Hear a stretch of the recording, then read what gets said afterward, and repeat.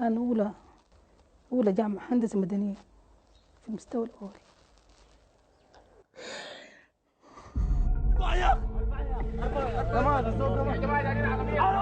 January 8th, government forces in Khartoum open fire on unarmed protesters. A teenager, Mohammed al-Fatih, is among the first to die. His mother tells us he knew there was a chance he'd be killed that day. أمنيتنا في الدنيا إنه شنو؟ زي ما هو قتل ولدنا يموت. يتعدم زي ما هو قتله يتعدم. القصاص بس ما عنده حاجة تانية إن شاء الله. Sudanese President Omar al-Bashir is ousted, but the crowds gather still outside the military headquarters. Today they're chanting, "Only blood washes blood." They want justice for the dozens of lives lost during the pro-democracy protests, but it could have been so much worse.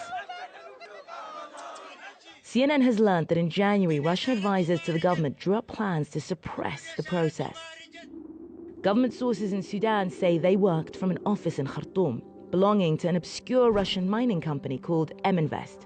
السلام عليكم. ازيكم؟ نحن بنفتش في ناس الشركة الروسية ديل موجودين؟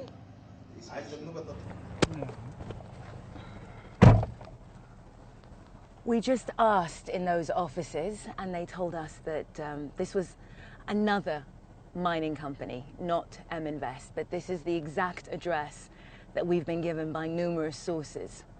And there really isn't any other Russian company matching the description that we were given of Invest right here. CNN has discovered that Invest had sophisticated plans to disrupt the protests, painting them as a foreign plot, fabricating evidence that protesters were being paid, that they were destroying mosques and schools. The evidence comes from thousands of documents shared with us by the London-based Dossier Centre. They paint a picture of an operation prepared to go to great lengths to keep Omar al-Bashir in power. But why would an obscure mining company care? Because Invest is part of a business empire of Yevgeny Prigozhin, one of Russia's most prominent oligarchs and a man close to President Vladimir Putin. The documents reviewed by CNN offer no confirmation that official Russian security agencies were involved directly in trying to suppress the process in Sudan. But Sudan was at the heart of a Russian drive to expand its influence in Africa. Russia had bet big on Omar al-Bashir. It wanted logistical help for their navy at Port Sudan. In January, activists circulated images of heavily armed men observing the process. Government and military sources in Sudan say they were private Russian contractors embedded with Sudanese government forces. At the same time, Invest was working on a plan to discredit the leaders of this process, recommending that looters, so-called looters, should be executed, putting together a social media campaign suggesting that Israel was behind the process, and saying that lesbian, gay and bisexual activists were working among the protesters, something that would have been utterly unacceptable in the deeply Islamic and conservative society here in Sudan. Multiple government and military sources in Sudan tell CNN that Russian advisors were placed in government ministries and the National Intelligence Service. According to one senior figure in Bashir's regime, their plans involved what he called minimal but acceptable loss of life. The regime did begin to implement the Invest plan, smearing students as trying to foment civil war, limiting internet access, and even devising a fake social media campaign to start disputes and disinformation. The same playbook US prosecutors say Russia's Internet Research Agency used to disrupt the 2016 presidential election. The agency and Invest both tied to Yevgeny Prigozhin. He's previously denied any ties to election meddling, and calls to his company for this report went unanswered.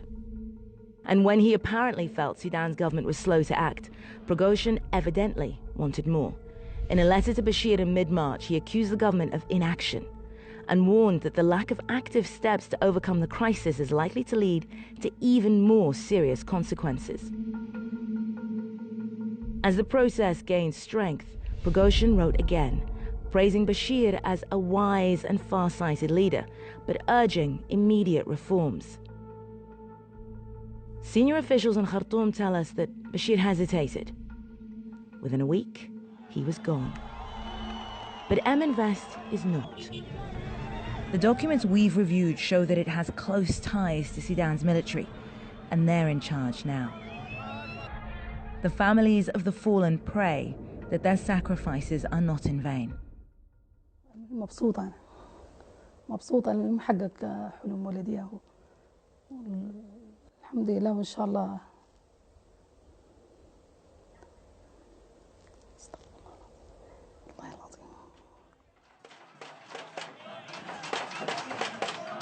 The Kremlin and its oligarchs may have other ideas, but for now, here in Khartoum, the fight for freedom continues. نعم الباغر CNN, Khartoum, Sudan.